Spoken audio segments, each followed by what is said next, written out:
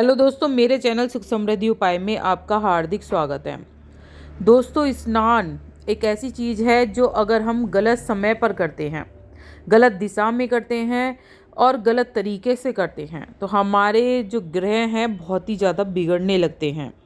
कुछ ऐसी गलतियां हैं, ऐसी 11 गलतियां मैं आपको बताऊंगी जो हम करते हैं, उससे हमारे ग्रह जो हैं वो बिगड़ने लगते हैं। राहु का वास हो जाता है घर में और सुख समृद्धि खत्म हो जाती है, नकारात्मकता उत्पन्न हो जाती है। तो मैं बताऊंगी सारी इस वीडियो में किस तरह से आपको स्नान करना चाहिए, किस तरह से नहीं करना चाहिए, किस दिशा में करना चाहिए, हर चीज़ मैं बताऊंगी। वीडियो के लास्ट तक बने रहिएगा। वीडियो उपयोगी लगे तो लाइक सब्सक्राइब जरूर कर लीजिएगा, जिससे आगे वीडियो मिलती रहे। और कमेंट में श्रद्धा भाव से जय माँ लक्ष्मी जरूर लिखिएगा। दोस्तों, सुबह स्नान करने से व्यक्ति के अंदर जो होता है सकारात्मक शक्तियों का वास होता है।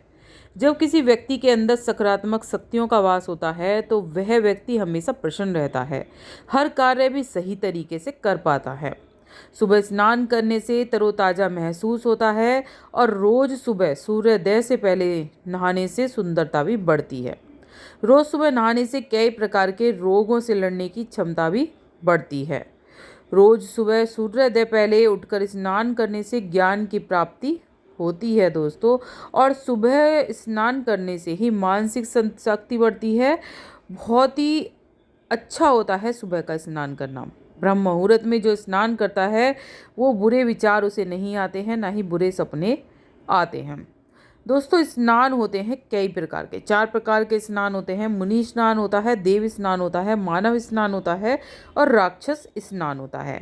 मुनि स्नान जो होता है दोस्तों वो 4 बजे से 5 बजे तक का होता है। इसमें धार्मिक ग्रंथों जैसे मुनि जो होते हैं वो स्नान करते हैं। उस व्यक्ति को जो मुनि स्नान करता है सुख समृद्धि उसे मिलती है, आरोग्य विद्या धन की वृद्धि भी होती है। दोस्तों, दूसरा है देव स्नान। देव स्नान जो होता है 4 बजे से 5 बजे के समय स्नान करने को कहते हैं मुनि स्नान, और वहीं 5 से 6 के बीच स्नान करने के समय को कहते हैं देव स्नान। धार्मिक ग्रंथों में इसको श्रेष्ठ स्नान माना गया है। ऐसा माना जाता है जो व्यक्ति नियमित रूप से देव स्नान करता है उस व्यक्ति को यश कीर्ति और देव स्नान करता है उसे यश कीर्ति और वैभव सुख शांति मिलती है। दोस्तों, अब होता है तीसरा मानव स्नान। जो मानव स्नान होता है वो सूर्योदय के पश्चात ही किया जाता है। उसका समय होता है दोस्तों 7 और 8 बजे तक। बहुत ही अच्छा वो है, 8 बजे तक हमें स्नान कर लेना चाहिए। इससे क्या होता है दोस्तों, भाग्योदय होता है और सफलता मिलती है, हर अच्छे कामों की सूझ मिलती है, परिवार में एकता भी बनी रहती है। सुबह सूर्योदय के पश्चात 8 बजने के बाद स्नान करने के समय को राक्षस स्थान दिया गया है। अगर जो कोई भी 8 बजे के बाद स्नान करता है तो उसको राक्षस की श्रेणी में रखा जाता है स्नान को। धार्मिक ग्रंथों में राजस स्नान को लेकर ऐसा कहा गया है, जो व्यक्ति नियमित रूप से राज्य से स्नान करता है तो उसे जीवन में दरिद्रता, हानि, कलेश आदि नहीं सहना पड़ता है।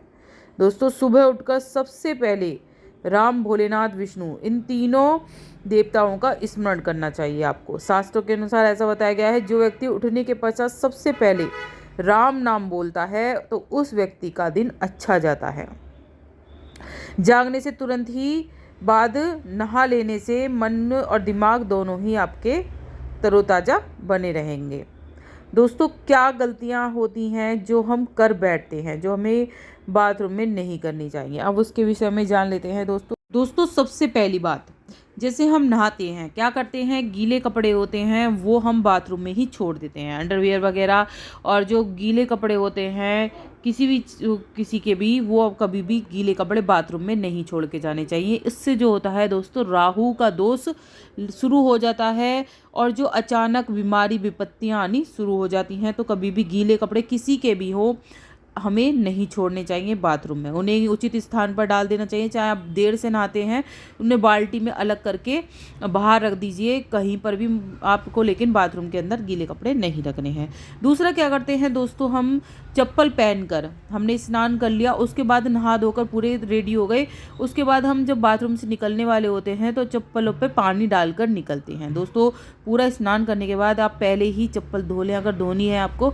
पूरा स्नान करने के बाद कपड़े वपड़े पहनने करने के बाद आपको चप्पलों पर पानी नहीं डालना है, इससे माँ लक्ष्मी दोस्तों रुष्ट हो जाती हैं। ऐसा कदापि ना करें।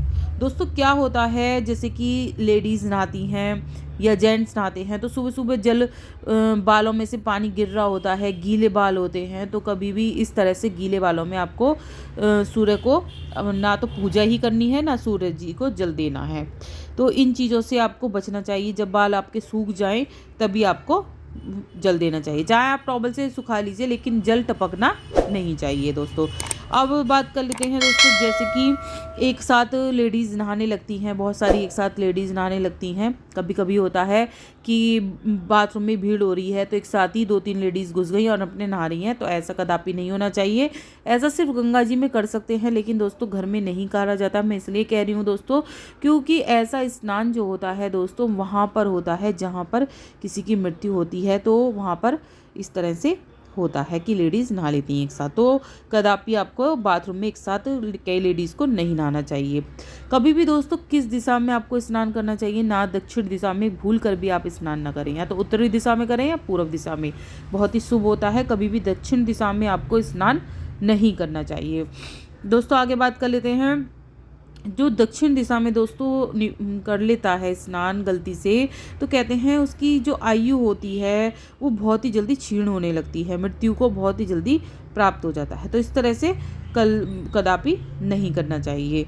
और दोस्तों क्या क्या कर सकते हैं, जैसे कि होता है लोग नहाते हैं और बाल्टी उल्टी करके निकल जाते हैं, तो कभी भी बाल्टी उल्टी करके नहीं निकलना चाहिए। हमेशा बाल्टी में कुछ ना कुछ पानी भर के रखना चाहिए। कभी भी बाथरूम की जो बाल्टी होती हैं खाली ना रखें। और कुछ क्या होते हैं कि नहा के निकलते हैं, अपना साबुन का नहाया हुआ पानी बाल्टी में ही छोड़कर निकल जाते हैं। दोस्तों ऐसे में ग्रह खराब होने लगते हैं, तो कभी भी आपको अपना नहाया हुआ पानी छोड़ के नहीं आना है, उसे गिराकर उसे साफ़ पानी आप भरकर रख कर आ सकते हैं। आपको बाल्टी जैसे उल्टी करके आ जाते हैं नहा के, तो इस तरह से नहीं रखनी है। बाथरूम में हमेशा भरी हुई बाल्टी रखनी चाहिए।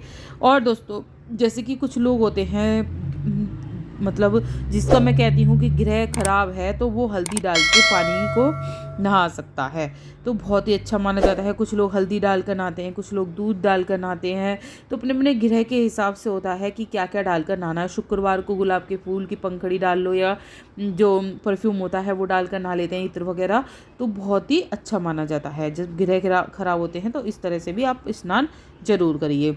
गुरु अगर आप मजबूत करना चाहते हैं तो हल्दी का स्नान। आगे दोस्तों जैसे कि कुछ लोग होते हैं, क्या करते हैं कि सोचते हैं हमारे नाखून नहाते समय नरम हो जाते हैं, तो हम नाखून अपने बाथरूम में ही नहाने के समय ही काटें, लेकिन दोस्तों बहुत ही गलत होता है। कभी भी नाखून को इस तरह से आपको बाथरूम में नहीं काटने हैं। जब भी आपको नाखून काटने हो तो नहाने के बाद, या आप नहाने से पहले भी काट सकते हैं, लेकिन बाथरूम में आपको बिल्कुल भी नहीं काटने हैं। अगर आप नहा लिए हैं तो नहाने के कुछ समय बाद आप कुछ खाकर नाखून काट सकते हैं दोस्तों। और दोस्तों क्या करना है, जैसे स्त्रियां होती हैं, ज़्यादातर होती हैं कि नहाने के बाद कपड़े धोती हैं अपने। दोस्तों इस तरह से कपड़े भी नहीं धोने चाहिए। अगर आप नहाने से पहले धो रहे हैं तो आप धो सकते हैं, लेकिन नहाने के बाद आपको कपड़े जो हैं वो नहीं धोने चाहिए। दोस्तों कभी कभी जैसे सोमवार को कच्चे दूध से बृहस्पतिवार को हल्दी डालकर ज़रूर स्नान करें, इससे हमारे जो ग्रह हैं वो मजबूत बने रहते हैं। तो दोस्तों वीडियो कैसी लगी जरूर बताइएगा, अच्छी लगी तो लाइक सब्सक्राइब जरूर कर लीजिएगा, जिससे आगे वीडियो मिलती रहे। कमेंट में जय माँ लक्ष्मी सदावा से जरूर लिखिएगा।